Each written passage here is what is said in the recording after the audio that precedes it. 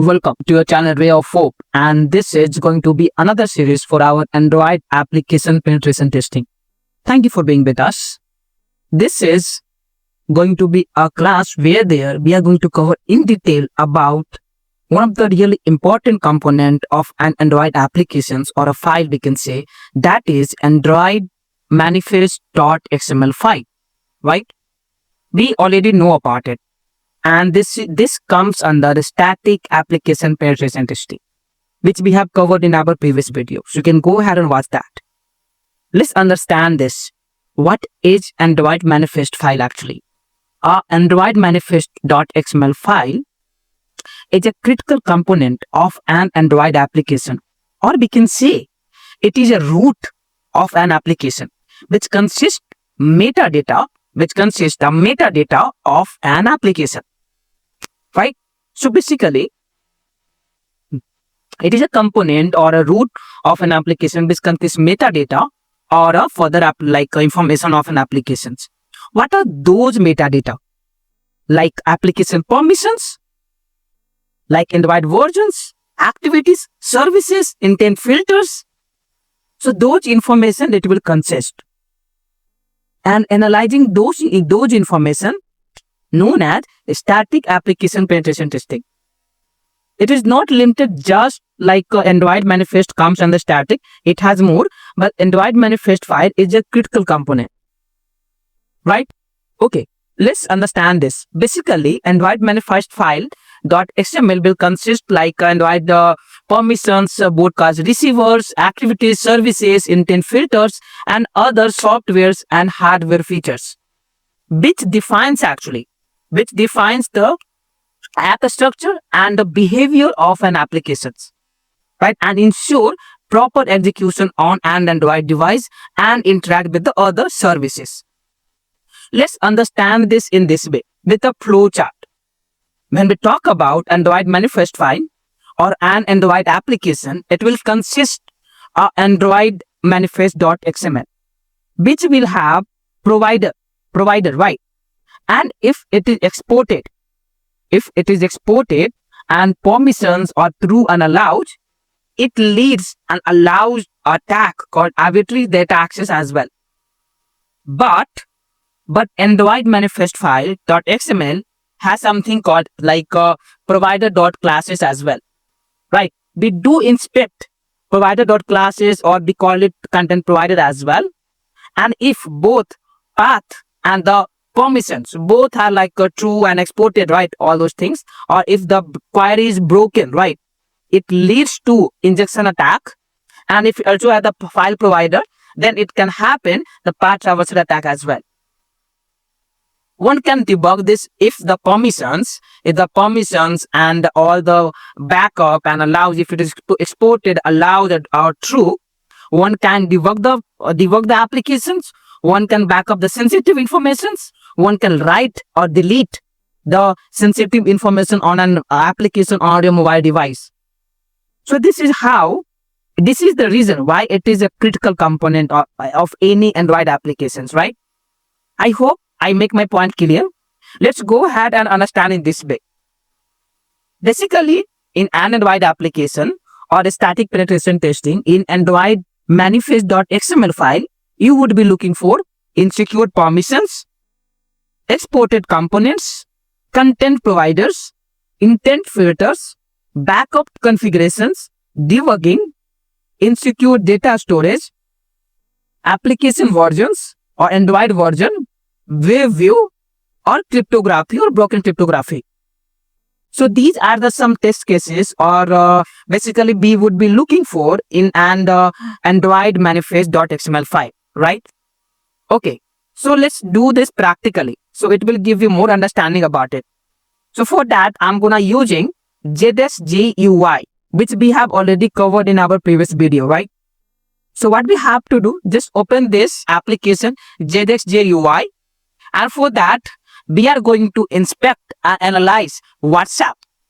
We will be performing a static penetration testing, or we will be analyzing Android manifest.xml file of WhatsApp business application, and we'll see if it has any sort of vulnerability or what it is, right? So just stay tuned with us. Maybe it is taking some more time.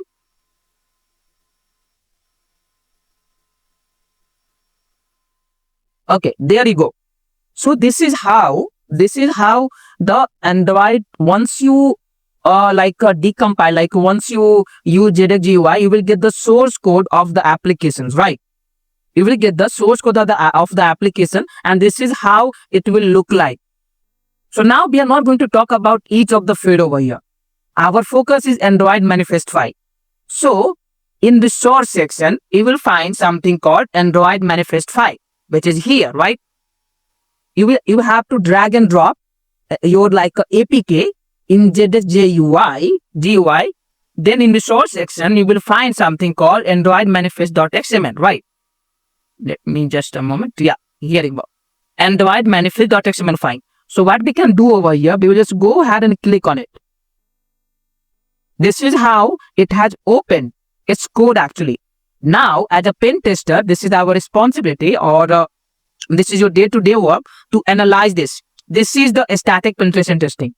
So we just talk about some of the test cases, like permissions, right? So in permissions, what we can see, if I just go ahead and do Control F and see, right? Can you see?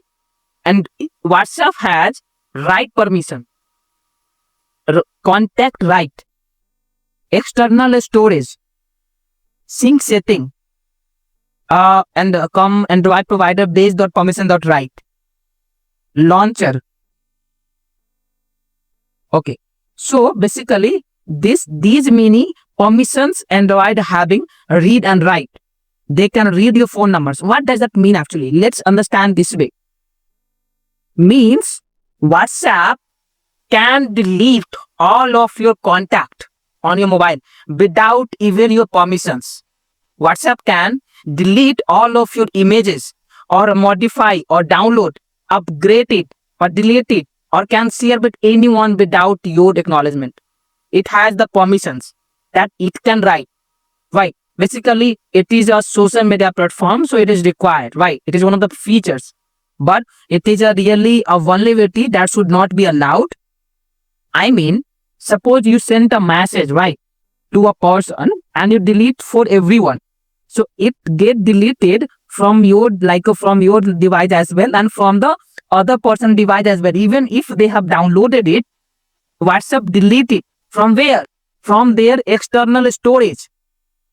So suppose if a hacker exploit this vulnerability, like if a hacker exploit or hack WhatsApp, it can back up, or it can delete or modify any of your data on your mobile phone.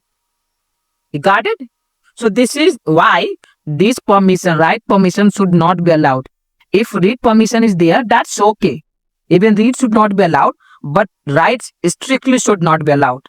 But as if it is social media application, so it is a required features actually. So this is how you can look for insecure permissions. Now what we have exported components. Okay, basically you need to understand this way, guys.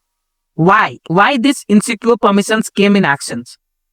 Basically, Android is starting from 6.0 version, or API level 23. Android implemented permission model that requires certain permission to be requested at a runtime instead of being automatically granted during installation. So basically, every time application has to ask you, right? But if it is like a features of an application, then they will not ask you. You can see WhatsApp has all the permissions. They can access your camera, they can access your contact settings and everything, right?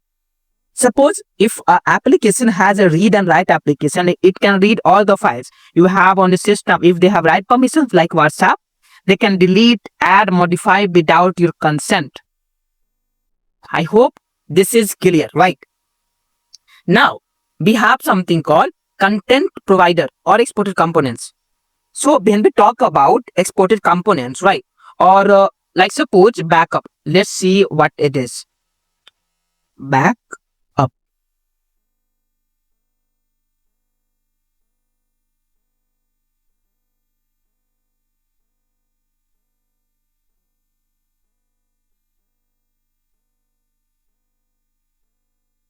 Okay, now you can see Android allow backup is also true, right? See guys over here. This is how Android backup is true. Now, if allowed backup is true, right, or present, its value set to true, it means we can backup app internal data which resides on the data app package, right? So if it is enabled or allow backup is true, right, it can backup all the data guys without even your consent, right? So this should not be true. But again, I am just taking WhatsApp because I wanted to show you a real-time example. I can take a Diva as well, right? So if a backup is enabled, application can backup all of your data without even your consent. Now, what are the other now we have something called content providers. What is content providers? Basically, content providers, let's see what we have with content provider. Content, full backup content. Okay. Now you can see a lot of thing is like a full backup content, or then we can say content file provider. What else we have? Okay, you can see a lot of content provider main activity is false. Basically, in content provider, you can see like this. A content provider, it is used to manage and access to store set of app data, which is comes in the data local data actually, and it allows other apps to read, write, or even update the data depending on permission granted. It exposes like data like contact, calendar, events, media, photos, or any other app structure data across the platform. So if it is turned true or write or read permissions, then other applications can also read and write the data. And if it can write the data, it can do anything and everything, right? So this is how this content provider looks like. Now what do we have? Intent filters, right? Basically, when we talk about intent filters, right? Basically, it is a component that allows an app to specify which intent, or you can say actions, right? Actions. Just let me just go ahead and okay. So basically, this is our app, right? Allow the app to interest or receiving. It is like a basic communication mechanism in Android that allow components to request action from other components or app. When an app declares intent filter, and it is telling actually I can handle this event or message. It look like that.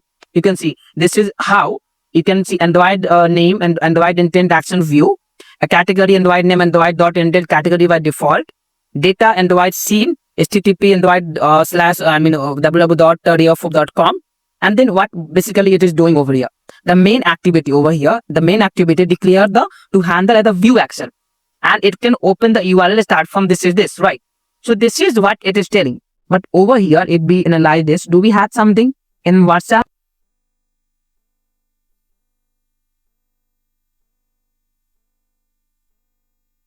Okay. Android intent filter.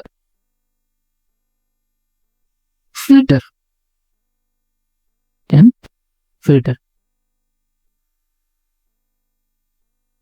It is so big file.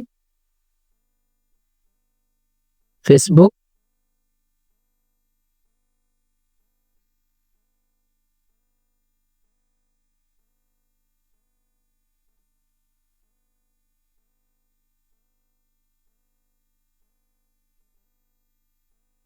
Yeah.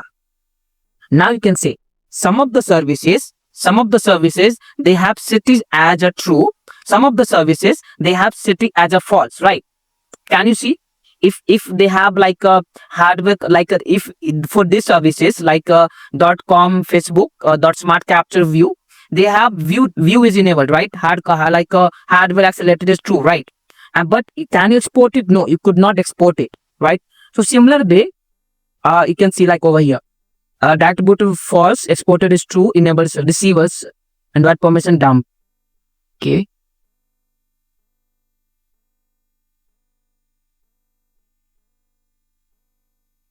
Okay. So basically, this is what you would need to analyze each of the intent filters to know if it is one level or not, and it should be there or not. Basically, most of the time when you look for these vulnerability in an application, it depends on the application needs, right? So for that, you would need to coordinate with the developers and get to know if it is a business needs. If it is, then yeah, you have to this will be there. But again, you would need to inform the business as well. That should be, it should not be enabled as a shoe, right? Okay. So now there's something called what do we have? Backup configuration. So in backup configuration, that should be exported or not. We just see that in this application, allow backup is true, right? Allow backup is true. What can happen? See, dangerous activity exploitations and activity that handles sensitive data like login, skin setting that requires interaction, that should not be exported. But it is backup is exported, or it is true, right? So that can also lead to a lot of vulnerability. They can back up all of the data in just simple things you can say, right? Not one. Now what do we have? Debugging. So debugging, if you see over here, they have made it as false.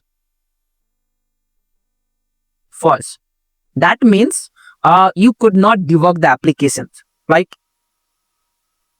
You could not debug the application. If it would be true, then again it will, you can see let's give you an example. It's you can see it is example of the application which is already vulnerable, right? So what is happening over here? Android manifest file, whether an app can debug while it is running on device, its value can be set to true or false. Leaving Android debuggable true in production, app can expose several vulnerabilities, unauthorized debugging and reverse engineering. Because it should be only accessible for developer or application owner.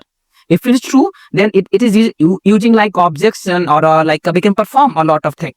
So we would be covering that in our previous upcoming videos, right?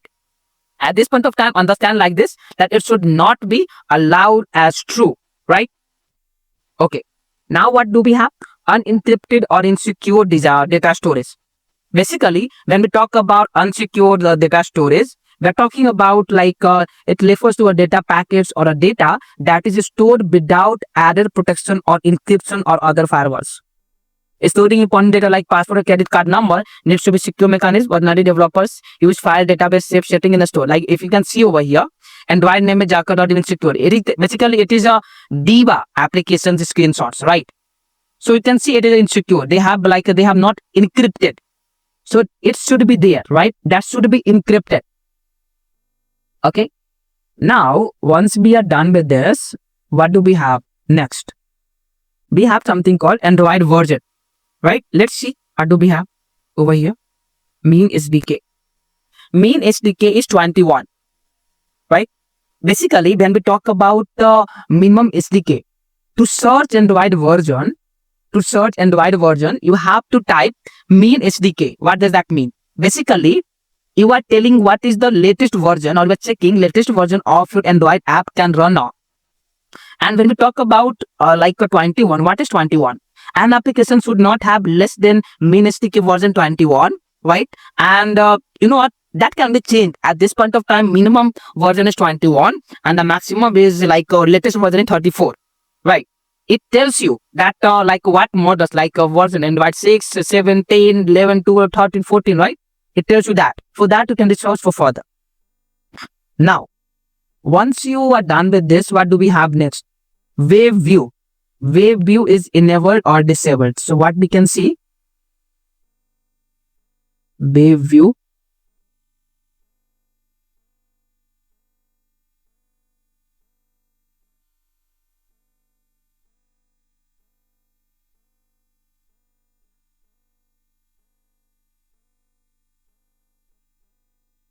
Okay.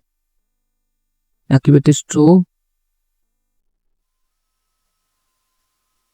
Again, we already talked about this in our previous video. Wave view is a component in Android that allows you to display web content such as a CSS or JavaScript right inside your app, right?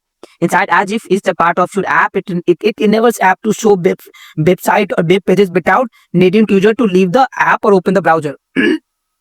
So sometimes you must have seen, right? In WhatsApp, if I send to a YouTube video, right? You can see the YouTube videos over the WhatsApp itself.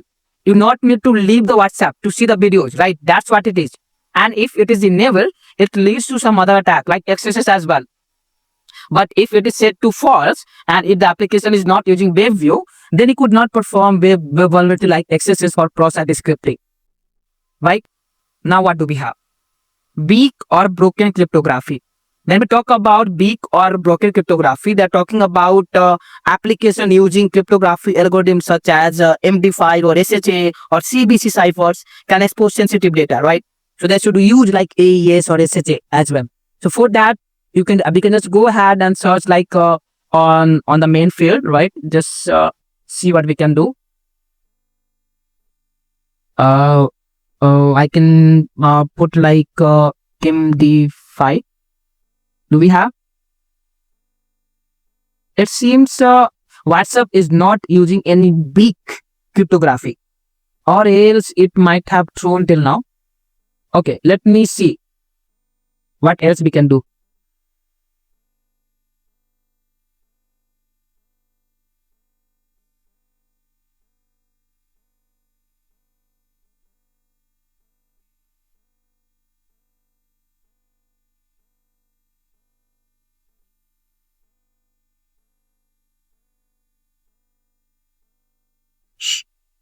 Yeah, it seems it is using.